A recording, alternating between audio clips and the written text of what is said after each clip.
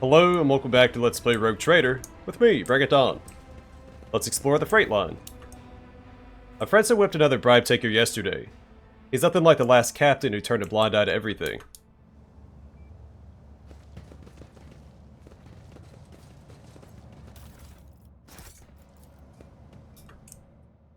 The Technomats are performing a sensing rite on the sacred power transformer, but the machine spirits are running rampant and will not be swayed.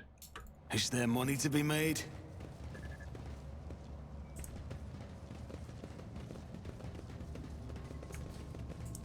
Have you heard? The Lord Captain himself stopped by our bay. Yes, and he looked right at me. When Lady Beggars learns of this, she'll promote me to the middle decks.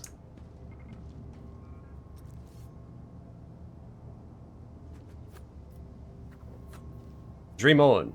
As if she sent the old half-deaf and raspy pride of the Ptolemy Vox operators to the middle decks.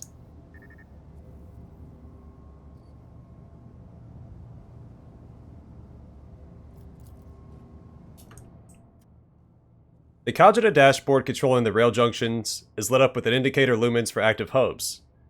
Arrival and departure announcements are pouring out of the box systems.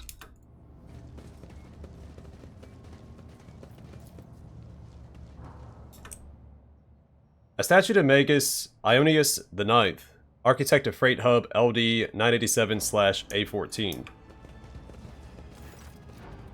A Lord Captain, sir.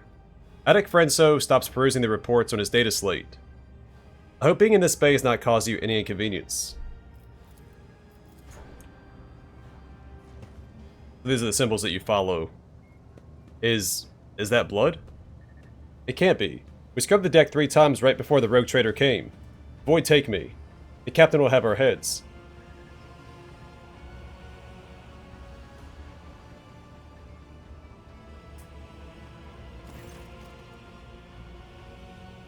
Is this the welcome you give the rogue trader? Abelard's nostrils flare in anger. Whoever had the audacity to leave behind this appalling symbol? I will see to it that the Master-at-Arms calls him to account herself. The corner of the captain's mouth twitches nervously as he mutters. Darn those. How do they even...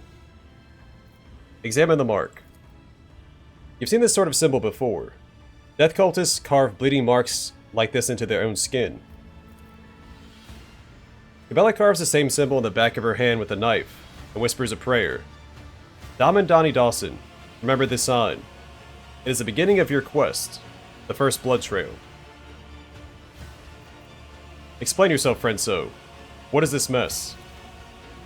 Lord Captain, one of the cultists must have sneaked in here and left this mark. Or perhaps they forced someone to do it.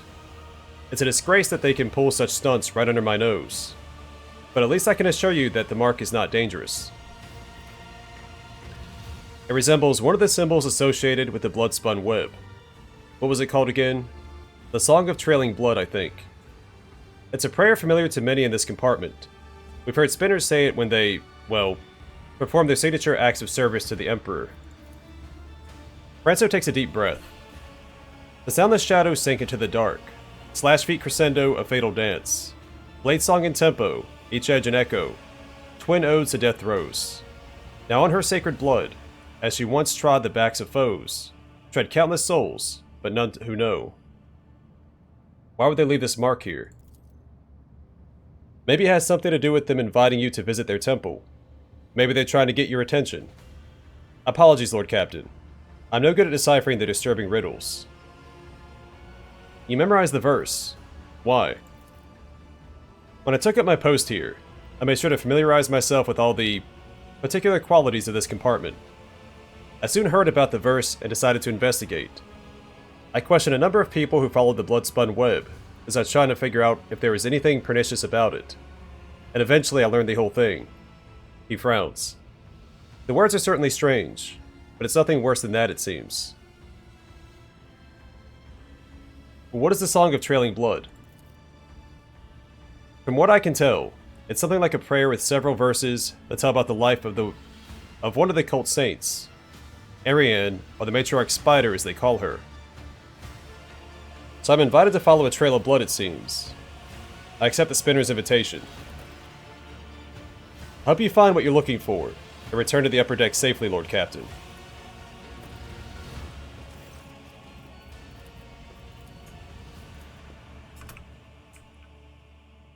You think you can make out letters woven into the intricate symbol, though the meaning of each individual letter eludes you. Together they unmistakably form an arrow, pointing in a certain direction. If we are indeed following in the footsteps of a saint, the God Emperor would be pleased if we saw this path through to the end.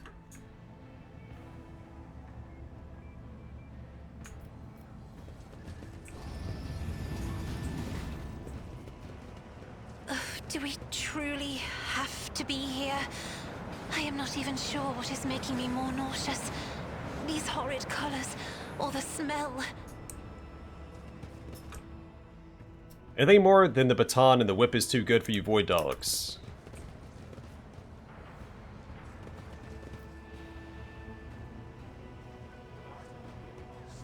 The baton and the whip, sir. The bulky doors lead to the Enforcer's living quarters and the hub's provision depots. I always have a backup plan. Although you lot are the most pathetic enforcers on this ship, your purpose is to serve the Von Valancius dynasty. This is the last of the hub's vials for this work cycle. Have you any idea how much it costs? We serve the dynasty, glory to the rogue trader.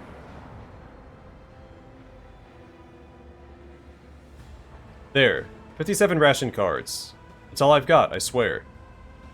The fact you're here means your families have disowned you. You're all refuse. The stench of the lower decks is all you deserve. Spent the rest of Rockgut again, I'm guessing. Not doing you any more favors. Give up the drink, or get used to life in the pestilence pit. Yes, sir. Sorry, trying to read two conversations at once. Hope you get hit by a train.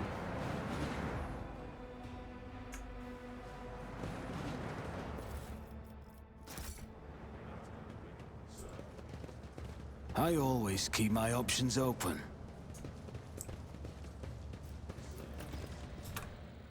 The rotting guts of someone unfortunate enough to be flattened by a train like listening on the track. I guess this guy? Or this over here?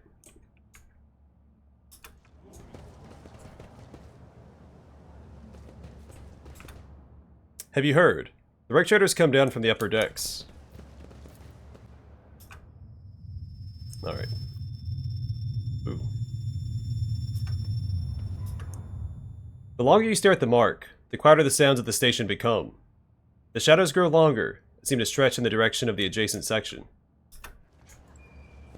Heard and seen too, except that wasn't quite how I imagined Lady Theodora.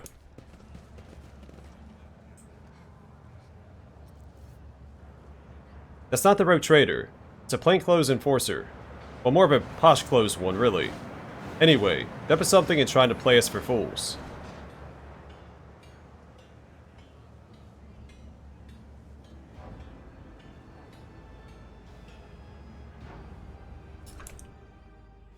How long do you think you can keep treating us like this? We want food. We want work. What's going on? What's all this commotion? I can't believe my eyes. Wow. This is the first time I've seen a rogue trader up close. They promised they'd assign us to a freight train several watches ago. We have families to feed. Look at me, boss. Got all my limbs intact. Don't even need to take breaks. Pick me. The enforcers take bribes to put people on a list. Everybody knows it.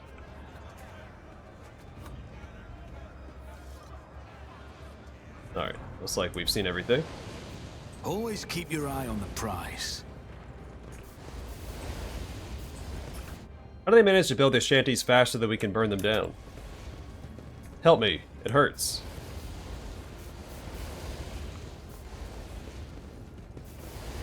These parasites must be using witchcraft or something. The shack was blocking the air vent, and the folks in the next bay almost suffocated.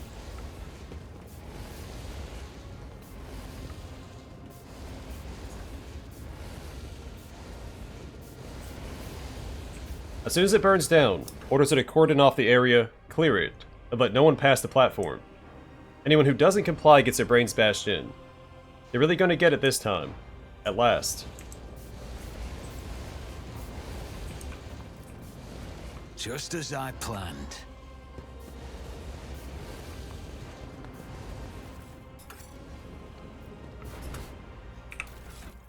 I picked up two things. I got some of these ration cards. A greasy stack of cards, each entitling the holder to 1 portion of rationed protein and a mug of water.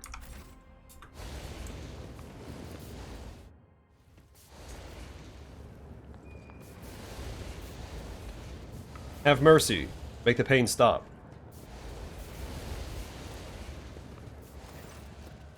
Mercy. Please, save me. The young man gasped for air through burnt lips, slipping in and out of delirium. His skin is dripping from his gaunt body like melted wax from a candle.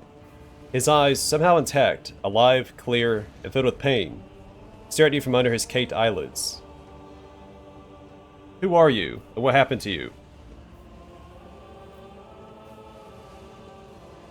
Let's start with this. Yeah, switch on your Vox. Get some enforcers and Medicae personnel in here now. There's a man in need of revival. Once he's recovered, assign him to be a scribe's apprentice. Let's start with this.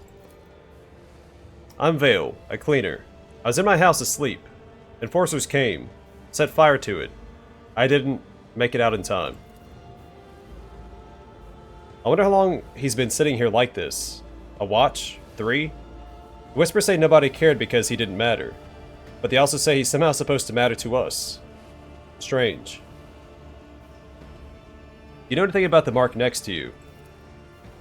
He tries to turn his head, his blackened skin crunching as it opens into scarlet cracks. A spinner came. He painted the symbol. Then he gave me water and whispered a strange verse. He told me to memorize it and to recite it later, so that help would come. And here you are. Then I should... He begins to whisper, his lips twisted in pain. The soot-smirched soul, her mercy she did grant. Last breath expressed, knife met heart. Removed from chest, passed on to death. Her duty blessed, a balm for those who suffer, anguish and distress. A longing brought to rest, immortal bonds the soul divest. Assess the man's chances of survival. He might survive, but he will be maimed for life. Too much of his muscle has been charred down to the bone. And if he does retain some ability to move, pain will be his constant companion. His motor skills have been damaged beyond repair. A broken man or a corpse, time will soon tell.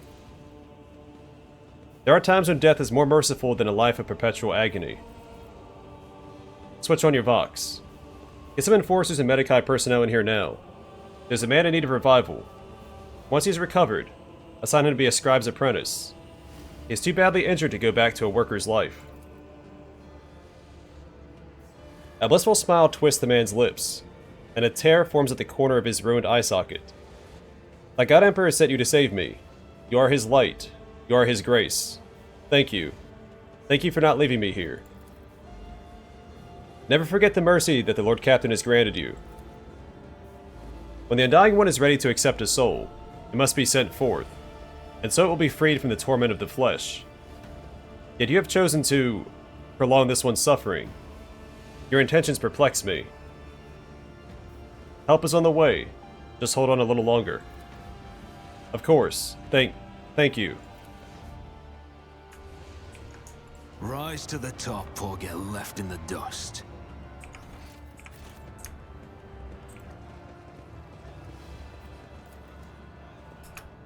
The workers, beaten to within an inch of their lives, are returning stolen power panels, wire, and microlumens to containers marked disposal. A couple more shifts and I'll finally get a promotion. I used to be a laborer, now I'll be in charge of a whole work crew.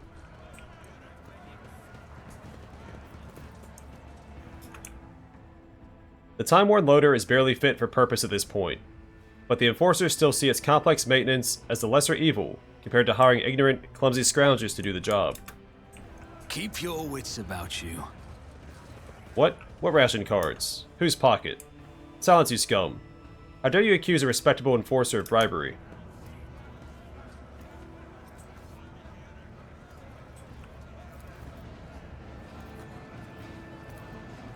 That's how it's done.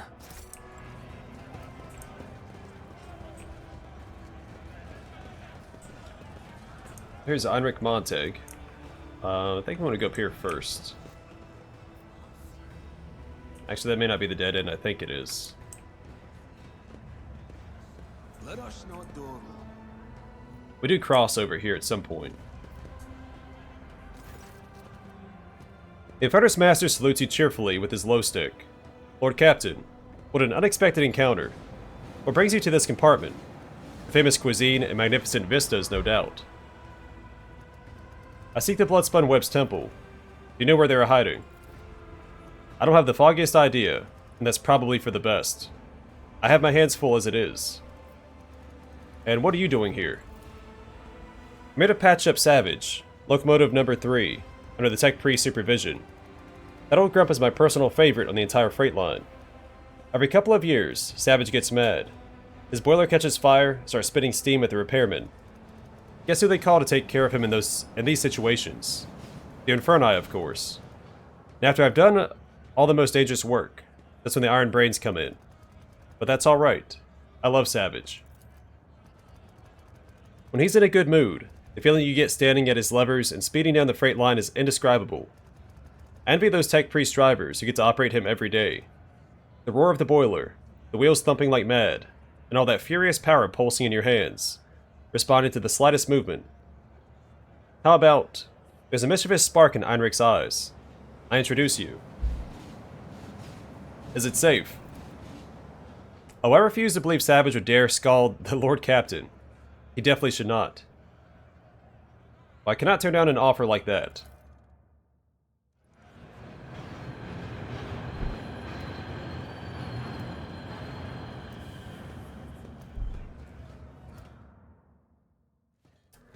The panel before you is covered with technical runes, lumens, and levers. The platform shakes with the boiler's mighty vibration as the iron beast beneath your feet growls and snorts ferociously. Heinrich squints contentedly and whispers a litany of ignition before turning to you. The machine is angry and refuses to obey. Right now, Savage is powered only by the auxiliary maneuvering engine. We'll need to start the main rotor if we want to take a trip down the freight line.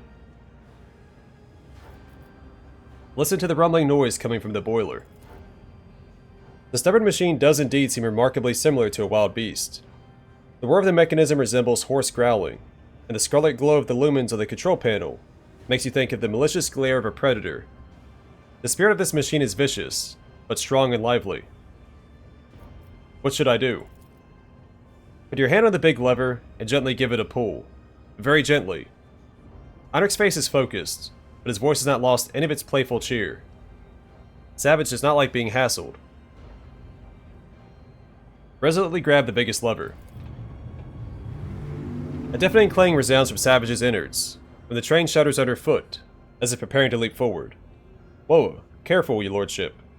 Don't let this monster smash us against the nearest wall. Put your hand on the big lever, and gently give it a pull. Very gently. Oh, we've already read that. Alright, grasp the lever, and gently pull it toward you. A few erratic jolts shake the platform, and an indignant groan emanates from the depths of the machine. An intense shudder passes through the lever and into the palm of your hand, and there's a strange feeling of emptiness in your stomach.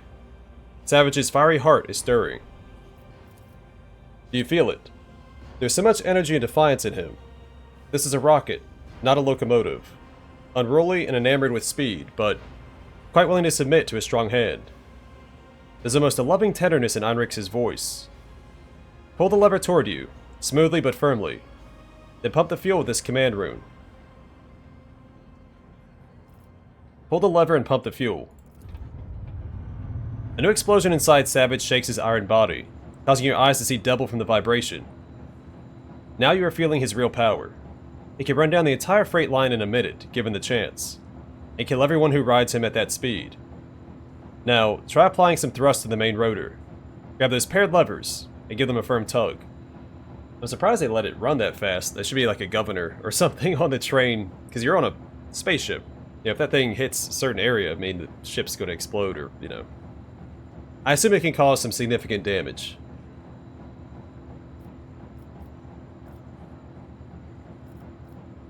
I reach for the ornately carved levers and awaken the beast. A torrent of steam bursts from the slit in front of your face. Heinrich deftly covers you with his shoulder.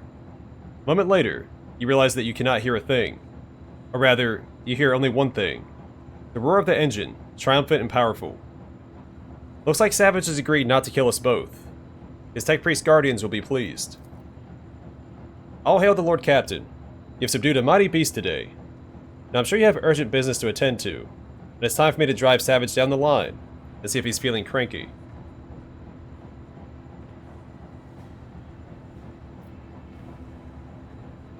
A change of plans. Full speed ahead. We're heading down the freight line.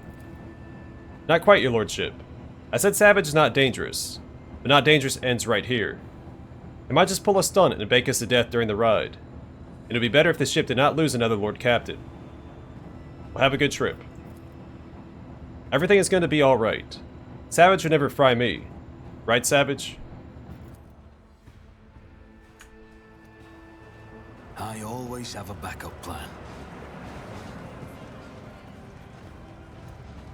So you can romance Einrich, it looks like. I believe there's a thingy. There it is. Would you look at that? Failure is just a temporary setback.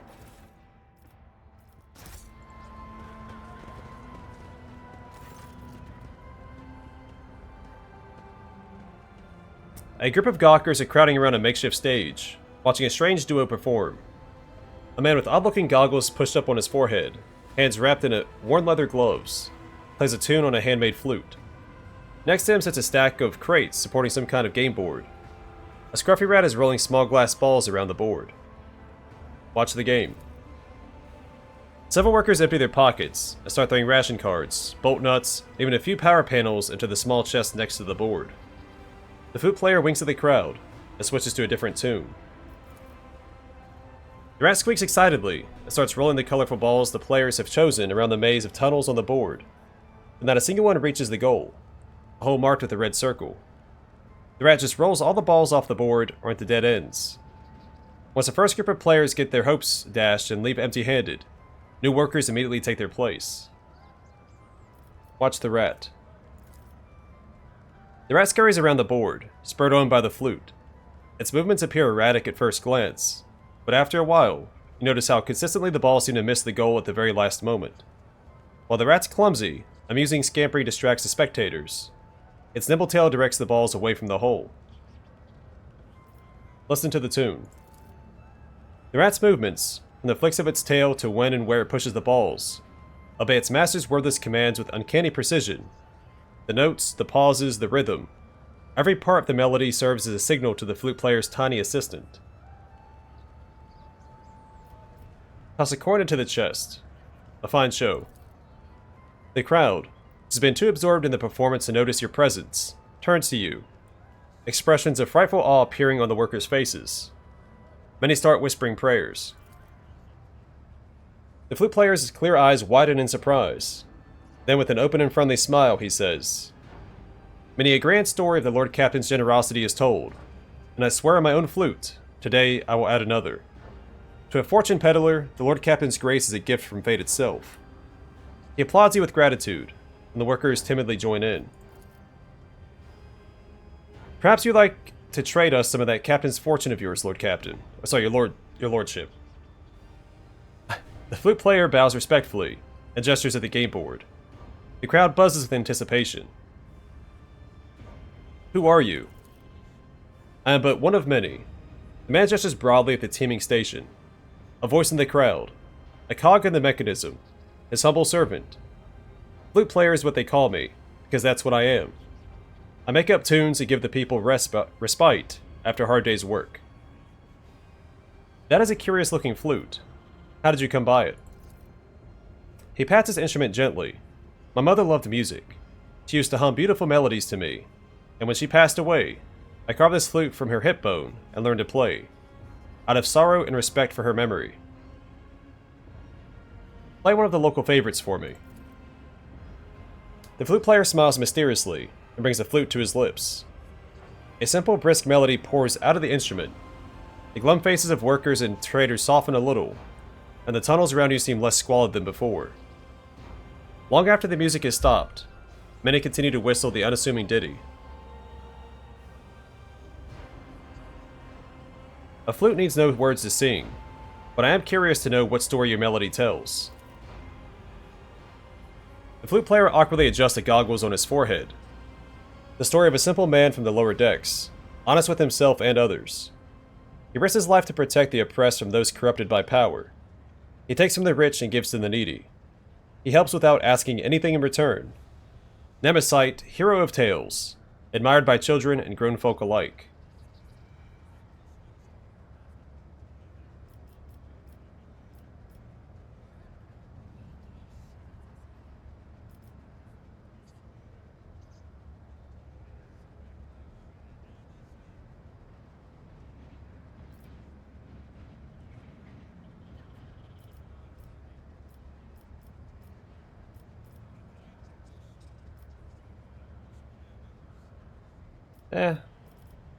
May good times come for you one day. Then there'll be no need for songs about fighting injustice.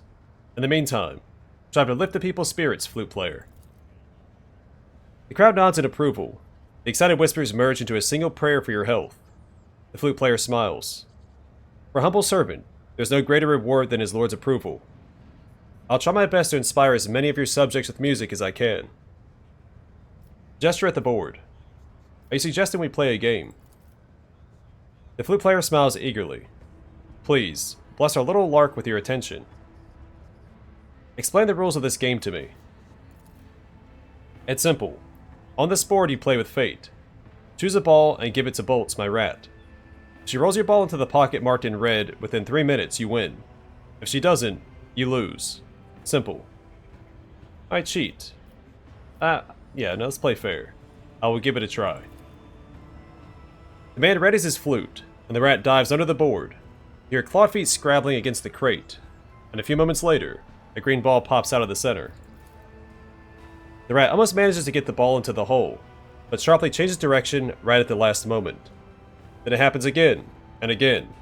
At last, the ball hits a dead end, signifying your defeat.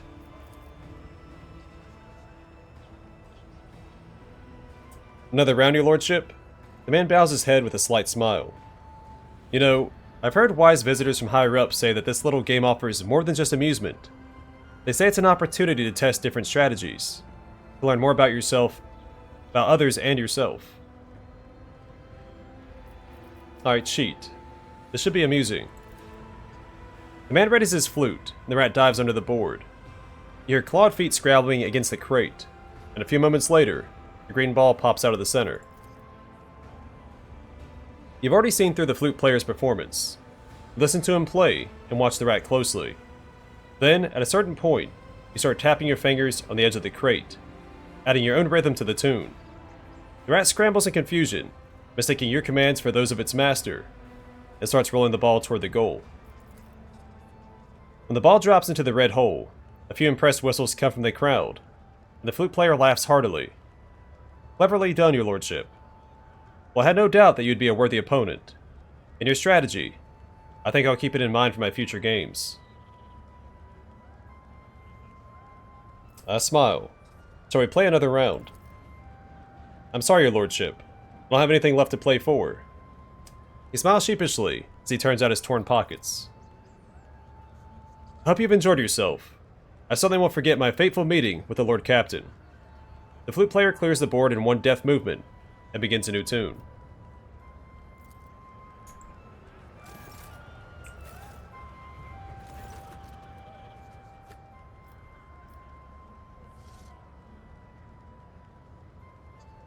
I've already read this. You there. Why are you idling about distracting the other workers? Alright, already read that. The man stops playing and shrugs, a guilty smile crossing his face. I haven't had work for who knows how many watches now. And even if they did give me work, the enforcers just robbed me of my earnings afterward. So I found a calling after my own heart. I trade fortune for ration cards. The folks around here peddle away what little they have to spare, anyway, so why can't I? The crowd echoes his words in cautious agreement.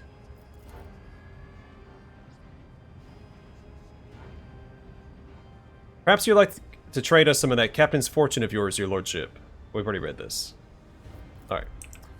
And away we go.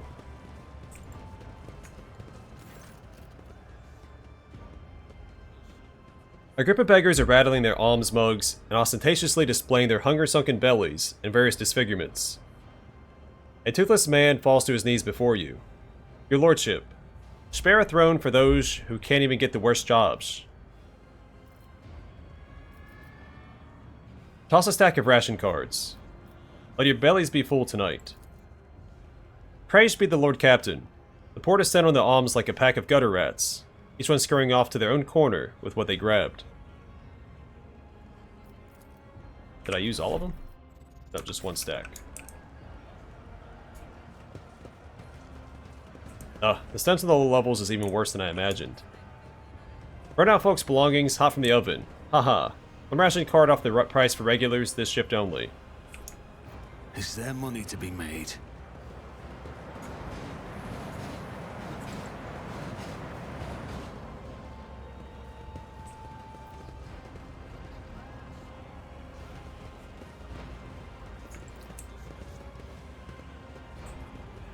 Alright. And we'll check this out real quick. An expected result.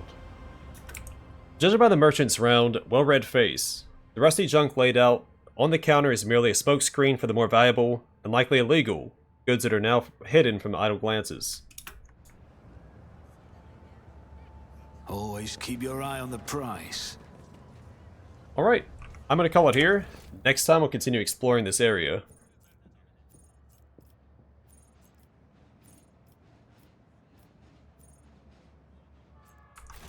Make sure we don't miss any loot.